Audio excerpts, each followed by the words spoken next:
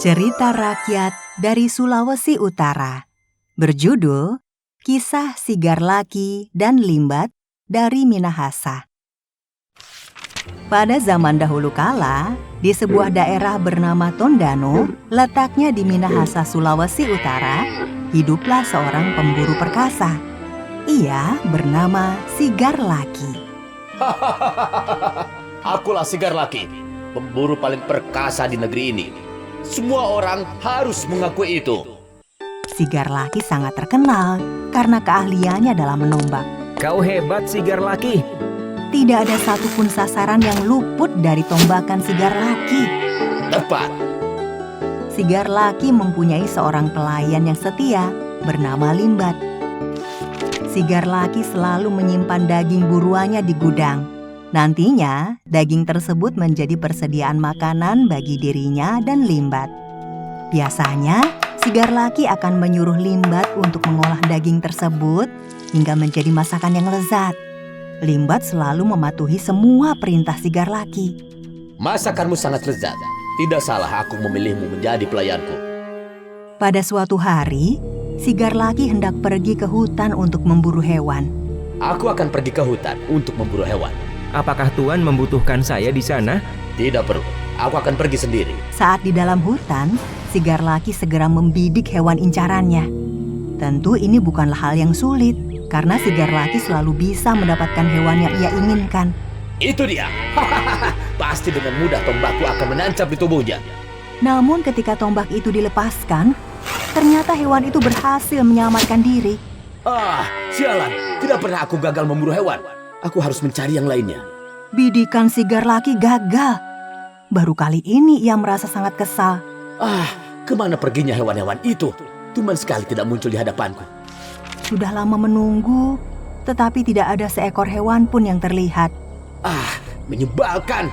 Tidak ada daging hewan yang bisa aku bawa pulang. Akhirnya Sigar Laki pun pulang ke rumah dengan tangan kosong. Sepanjang hari, Sigar Laki sangat kesal. Aku benci hari ini. Sesampainya di rumah, Sigar Laki menyuruh Limbat untuk memasak daging untuknya. Limbat, aku sangat lapar. Siapkanlah makan malam dengan daging yang lezat. Baik, Tuan. Saat Limbat sedang mengecek daging persediaan tuanya di rumah, alangkah terkejutnya ia. Semua daging itu tidak ada. Hah? Kemana persediaan dagingnya?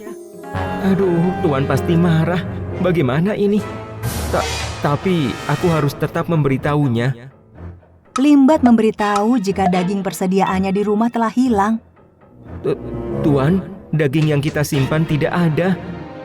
Tidak ada bagaimana? Sepertinya telah dicuri oleh orang. Tanpa berpikir panjang, Sigar Laki malah menuduh Limbat yang mencuri persediaan dagingnya. Pasti kau pencurinya. Mengaku saja. Tidak, Tuan. Bagaimana mungkin aku mengkhianati Tuan? Alah, alasan. Limbat pun menegaskan bahwa bukan ia pencurinya. Aku bukan pencuri, Tuan. Aku adalah pelayan Tuan yang setia. Jika kau bukan pencurinya, buktikan padaku. Bagaimana caranya, Tuan? Sigar Laki mengambil tombaknya. Menggunakan tombak ini. Sigar Laki membawa tombaknya dan mengajak Limbat ke sebuah kolam. Dengarkan baik-baik. Aku akan menancapkan tombak ini ke dalam kolam. Dan kau harus menyelam di dalam sana. Jika tombakku keluar lebih dulu, itu artinya kau tidak mencuri. Namun, jika kau yang keluar lebih dulu, berarti kau pencurinya. Mendengar persyaratan itu, Limbat ketakutan. Tapi bagaimanapun, ia harus memberanikan diri. Baik, aku akan buktikan jika aku tidak mencuri daging Tuan. Lalu, Limbat pun menyelam ke dalam kolam, bersamaan dengan Sigar Laki yang menancapkan tombaknya ke dalam kolam. Namun tiba-tiba, datanglah seekor babi hutan yang hendak meminum air di kolam tersebut. Karena tidak mau kolamnya kotor, Sigar Laki langsung mengangkat tombaknya dan melemparkan ke arah babi hutan itu. Jangan kau minum, kotor! Limbat pun muncul dari dalam kolam. Seharusnya Sigar Laki sudah kalah. Aku pemenangnya, Tuan. Tombak itu keluar lebih dulu. Karena tidak mau kalah dari Limbat, Sigar Laki pun meminta diulang. Tidak. Itu karena babi sialan itu. Kita ulangi lagi. Dengan berat hati, Limbat menerimanya. Baiklah, jika itu mau Tuan. Yang benar akan tetap berada pada kebenaran. Limbat pun turun ke dalam kolam dan Sigarlaki menancapkan tombaknya di kolam. Aku akan menaati perintah Tuan. Memang seharusnya seperti itu. Aku akan menunjukkan jika kau bersalah. Tiba-tiba ada seekor kepiting besar menghampiri kaki Sigarlaki dan menggigitnya. Dengan tidak sengaja, Sigarlaki mengangkat tombaknya. Ah, kepiting sialan! Dengan demikian, Limbat pun menang. Ia berhasil membuktikan bahwa ia tidak bersalah. Tuan telah mengangkat tombak itu lebih dulu. Itu artinya aku terbukti tidak mencuri daging Tuan. Sigarlaki pun menerimanya. Ia terkena gigitan kepiting besar karena sembarangan menuduh. Rupanya saat Sigarlaki berburu di hutan, Limbat pun berburu di hutan yang berbeda. Sehingga tidak ada yang menjaga rumah dan daging pun dicuri oleh pencuri.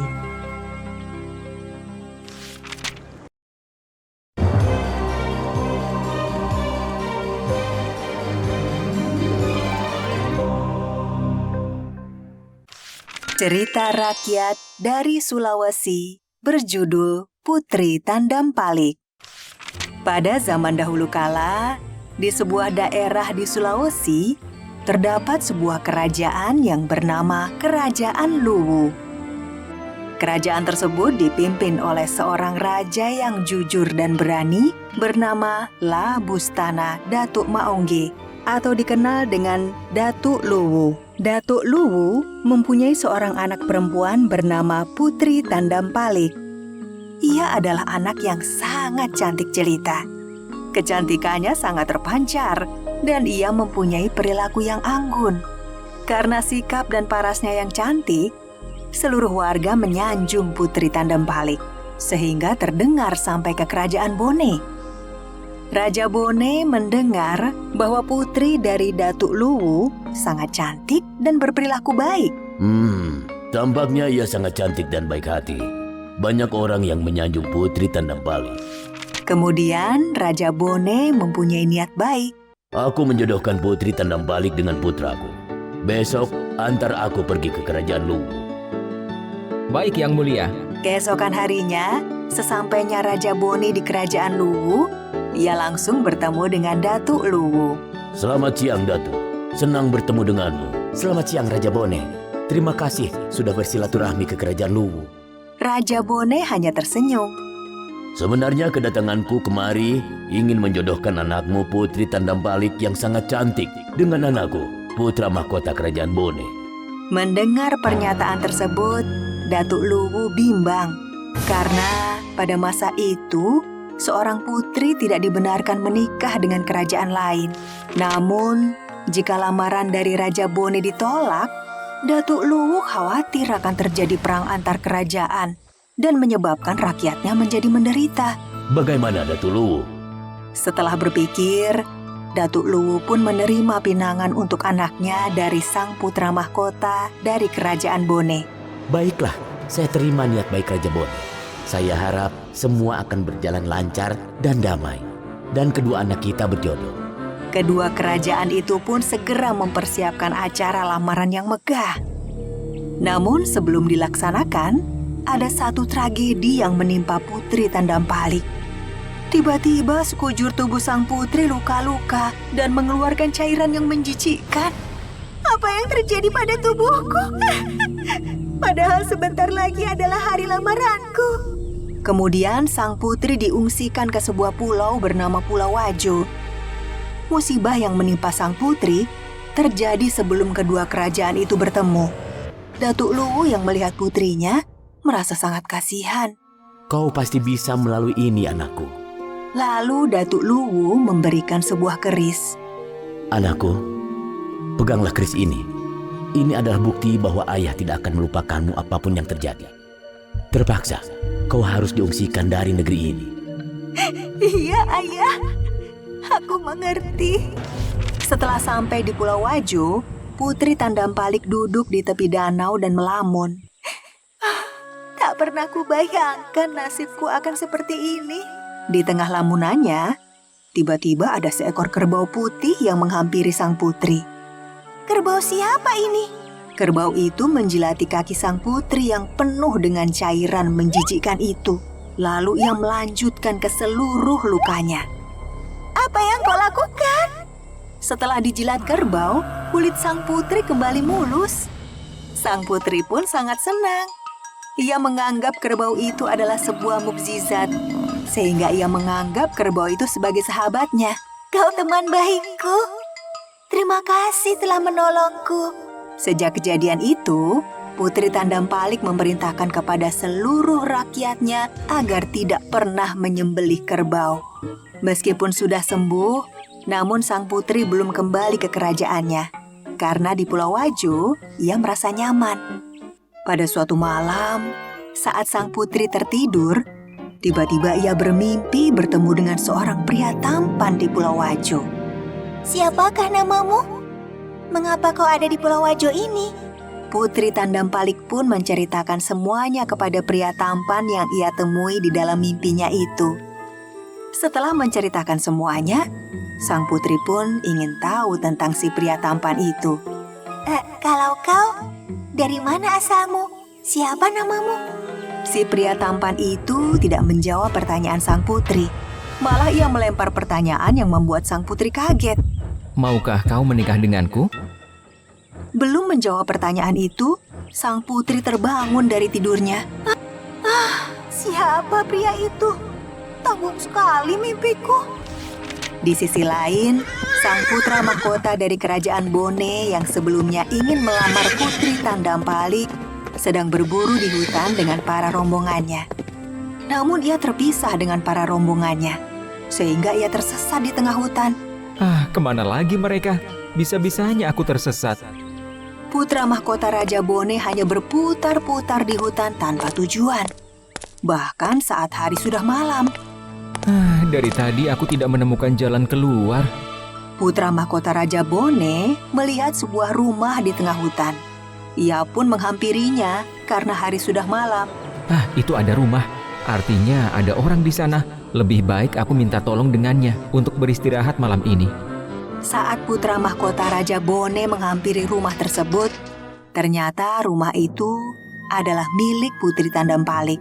Permisi, bolehkah aku bermalam di sini? Aku tersesat di hutan dan tidak tahu jalan pulang. Saat melihat putra mahkota dari Bone itu, Putri Tandampalik terkejut. Wajahnya mirip sekali dengan pria tampan yang ia temui di mimpinya. Boleh. Wajahmu mirip dengan... Mirip siapa? Tidak. Akhirnya sejak malam itu, Putri Tandampalik dan putra mahkota dari Bone akrab. Namun mereka lupa untuk saling mengenal asal kerajaan mereka. Akhirnya keesokan harinya, sang Putri Tandampalik akan pulang kembali ke kerajaan Luwu. "Besok saatnya aku pulang ke rumahku. Aku akan keluar dari hutan ini." Oh iya, baiklah. Aku akan ikut. "Ya, aku mengerti jalan keluar dari sini. Jadi tidak akan tersesat sepertimu." Putra mahkota kerajaan Bone dan Putri Tandampalik pun pulang ke kerajaannya masing-masing. "Aku jatuh cinta dengan seorang pria, Ayah. Tapi entah siapa namanya dan tinggal di mana. Aku nyaman berada di dekatnya." Tapi sayang, kau sudah dijodohkan. Mendengar jawaban ayahnya, sang Putri Tandampalik sedih. Ia harus merelakan pria tampan itu. Begitu juga sang pangeran. Ia pun bercerita kepada Raja Bone bahwa ia telah jatuh hati dengan seorang putri. Syukurlah kau sudah kembali. Tapi ayah sudah menjodohkan dengan putri dari negeri yang lain, anakku. Alangkah sedihnya sang putra mahkota Bone. Ia tak bisa meminang gadis yang ia temui di hutan itu. Akhirnya tiba saatnya. Kerajaan Bone dan kerajaan Luwu menyelenggarakan pesta pernikahan yang sangat megah. Saat kedua mempelai bertemu, alangkah terkejutnya mereka karena ternyata Putri Tandampalik dijodohkan dengan pria yang ia temui di hutan, yaitu putra mahkota kerajaan Bone. Kau? Ternyata mereka dipersatukan oleh perjodohan. Jodoh memang tidak kemana. Mereka berdua pun menikah dan hidup bahagia.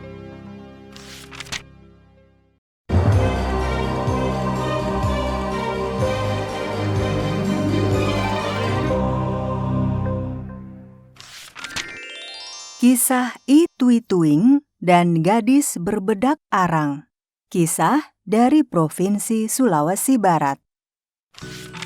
Provinsi Sulawesi Barat merupakan provinsi hasil pemekaran Sulawesi Selatan. Provinsi ke-33 di Indonesia ini memiliki sumber daya alam yang potensial, terutama di bidang pertanian, kehutanan, dan perikanan. Provinsi yang sebagian besar penduduknya dari suku Mandar ini letaknya sangat strategis karena menjadi gerbang segitiga emas yang menghubungkan Sulawesi Tengah, Sulawesi Selatan, dan Kalimantan Timur. Sulawesi Barat memiliki cerita rakyat yang sudah masyhur di masyarakat, yakni legenda Itui-Tuing. Konon, Itui-Tuing adalah seorang anak laki-laki yang kulitnya bersisik seperti ikan terbang. Dalam bahasa Mandar, Tui-Tuing berarti ikan terbang. Konon, kulit Itui-Tuing yang seperti sisik ikan karena doa kedua orang tuanya yang sangat mendambakan hadirnya seorang anak. Tuhanku, karuniakanlah pada hamba seorang anak. Bahkan jika ia berkulit seperti sisik ikan, aku akan menerimanya.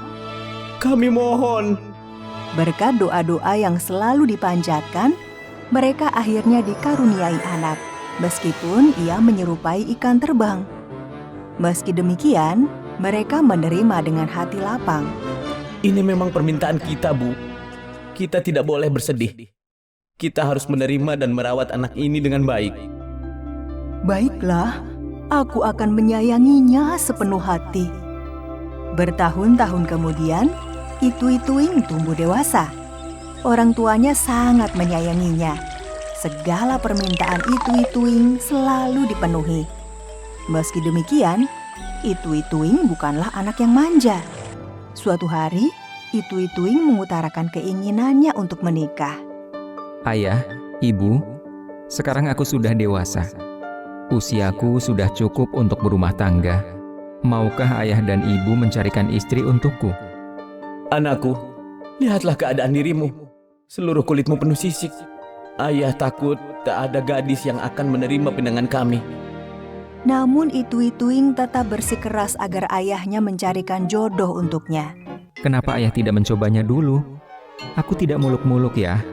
Gadis itu tidak perlu cantik. Yang penting dia mau menerima keadaanku dan bersedia hidup bersamaku. Baiklah anakku, ayah akan mencobanya. Dengan penuh kekhawatiran akan penolakan warga, orang tua Itui-Tuing akhirnya mencoba memenuhi keinginan anak semata wayangnya itu. Mereka mencari tetangga sekitar yang memiliki anak gadis untuk dipinang. Apa? Kau sungguh menghina putriku. Kau kira kami sudi punya menantu seperti anakmu itu? Keterlaluan. Keluar kalian dari rumahku. Putriku hanya akan bersanding dengan pemuda yang tampan dan kaya. Seharian itu, orang tua Itui-Tuing mendatangi setiap rumah yang memiliki anak gadis. Namun hanya hinaan dan cercaan yang mereka terima. Dengan putus asa, mereka pun pulang ke rumah. Maafkan kami, Nak. Kami sudah berusaha. Tak ada yang merelakan putrinya menikah denganmu. Ayah, ibu, apakah kalian sudah mendatangi semua anak gadis di desa ini? Belum, Nak. Kami sudah lelah mendengar hinaan-hinaan mereka. Memang ada satu rumah yang belum kami datangi, yaitu ketua kampung. Ayah rasa percuma saja, karena mereka juga pasti akan menghina ayah.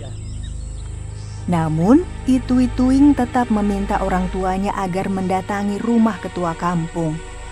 Mereka punya 6 putri. Aku yakin salah satu di antara mereka mau menikah denganku. Tak mungkin, Nak. Tapi baiklah, kami akan mencoba. Keesokan harinya, Itui-Tuing dan kedua orang tuanya bertamu ke rumah ketua kampung. Ketua kampung memiliki 6 anak gadis yang cantik-cantik, namun sombong dan berperangai buruk. Hanya anak bungsunya bernama Siti Rukiah yang baik hatinya. Aku cantik sekali. Pasti banyak pemuda tampan yang akan meminangku. Lihat, aku yang paling cantik. Aku yakin suatu hari ada pangeran tampan yang akan meminangku. Siti Rukiah dibenci oleh saudara-saudaranya. Selain baik hati, ia juga berparas cantik. Saudara-saudaranya iri dengan kecantikannya. Mereka tak ingin pemuda di desa menyukai Siti Rukiah. Mereka mengoleskan bedak dari arang ke wajah Siti Rukiah setiap hari agar wajahnya tampak hitam dan mengerikan.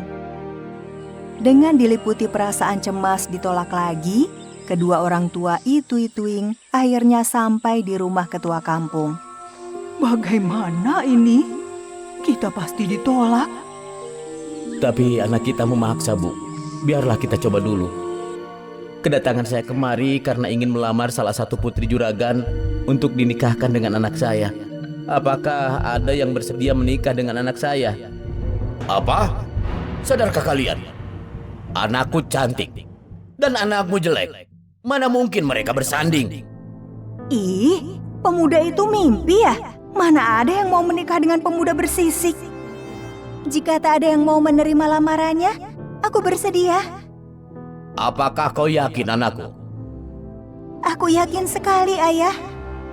Kedua orang tua Ituing bahagia mendengar kesediaan Siti Rukiah. Demikian juga dengan kelima saudara Siti Rukiah. Namun, mereka senang lantaran Siti Rukiah menikah dengan pria bersisik yang miskin. Tidak lama kemudian, pesta pernikahan pun digelar. Namun perias pengantin yang datang untuk merias Siti Rukiah ditolak oleh kakak-kakaknya. Permisi Tuan Putri, saya mau merias Putri Siti Rukiah. Tidak perlu, biar kami saja yang meriasnya. Mereka bersikeras akan merias Siti Rukiah sendiri dengan cara mereka sendiri agar Siti Rukiah terlihat jelek dengan bedak arang. Kamu harus tetap terlihat jelek. Iya, supaya serasi. Jadi pasangan yang sama jeleknya. Siti Rukiah hanya bisa pasrah. Ia pun menikah dengan riasan bedak arang. Tamu yang hadir saling berbisik melihat mempelai pria yang bersisik dan mempelai wanita yang berwajah kehitaman. Ituing dan Siti Rukiah sedih mendengar ejekan-ejekan itu. Namun mereka tidak bisa berbuat apa-apa. Wajahku memang tidak cantik. Sudahlah, jangan hiraukan mereka. Ituing tidak tega melihat Siti Rukiah bersedih hati. Usai pernikahan, Ituing akhirnya meminta izin pada Siti Rukiah untuk pergi berobat. Tenanglah, Dik. Aku ingin mengobati kulitku agar bersih. Aku akan kembali lagi nanti. Baiklah, Kanda. Ituing kemudian bertapa di sebuah danau. Ia berdoa pada Tuhan Yang Kuasa agar kulitnya mulus dan bersih. Ya Tuhan, tolong haluskan kulit hamba. Ajaib, setelah berhari-hari berdoa dan bertapa, Ituing mendengar sebuah suara. Hai anak muda, mandilah di danau ini, maka kulitmu akan menjadi halus. Mendengar perintah suara itu, Ituing segera mandi di danau. Ajaib, kulit Ituing berubah menjadi halus. Sementara itu, di rumah, Siti Rukiah membersihkan diri dari bedak arang. Ia ingin tampil cantik ketika suaminya pulang nanti. Kasihan suamiku, aku harus tampil cantik di depannya. Ketika sedang bercermin, Siti Rukiah mendengar pintu rumahnya diketuk seseorang. Ia kaget mendapati seorang pemuda tampan berdiri di depannya. Begitu juga dengan Ituing yang terpana melihat sosok cantik di rumahnya. Keduanya saling bertukar pandang dengan heran. Kanda, apakah benar ini Kanda? Iya, benar, Dik. Selama ini aku bersisik karena orang tuaku meminta kepada Tuhan untuk dikaruniai anak, meskipun bersisik seperti ikan terbang. Namun setelah aku berdoa kepada Yang Maha Kuasa, sisik itu hilang. Oh iya, mengapa wajahmu tidak hitam lagi? Ternyata istriku adalah seorang wanita yang cantik. Selama ini saudara-saudaraku yang mengoleskan bedak arang ke wajahku, agar aku terlihat jelek dan tidak ada pemuda yang menikahiku. Dinda, aku sungguh bahagia mempunyai istri yang baik hati dan berparas cantik sepertimu. Sejak hari itu, Ituing dan Siti Rukiah hidup bahagia. Saudara dan tetangga yang semula mengejek mereka pun malu melihat perubahan paras keduanya. Itu-Ituing dan Siti Rukiah mengajari kita agar tidak pernah putus asa meski hidup kesusahan. Karena ada Tuhan, tempat meminta pertolongan.